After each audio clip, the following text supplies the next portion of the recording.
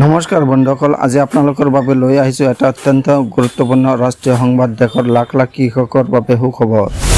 শুক্ৰবাৰে বিহাৰ বিধানসভা নিৰ্বাচনৰ ফলাফল প্ৰকাশ হোৱাৰ পাছত এনডিএ মিত্ৰজোঁট বৃহৎ ব্যৱধানত পুনৰ ক্ষমতা দখল কৰে।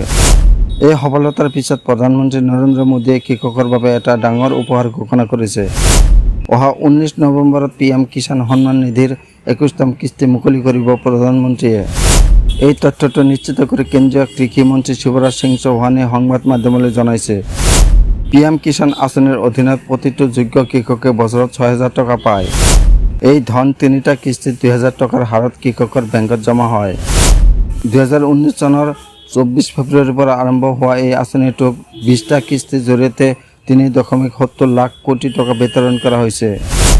11 কোটিৰো অধিক কৃষক পৰিয়ালে এই আঁচনিৰ সুবিধাভোগী। এই পুঁজিয়ে কৃষকৰ বীজ, সাৰ, কীটনাশক ক্ৰয়, ঘৰৰ খৰচ, শিক্ষা আৰু চিকিৎসা খৰচ আদি বহু দিশত সহায় কৰি আহিছে। e-KYC বাধ্যতামূলক। কেন্দ্ৰই কয়, e-KYC আপডেট নকৰিলে ধন জমা নহ'ব। আঁচনিৰ ত্ৰুটি দূৰ কৰিবলৈ আৰু কেৱল যোগ্য কৃষকে ধন পোৱা নিশ্চিত কৰিবলৈ এই নিয়ম পালন কৰা হৈছে।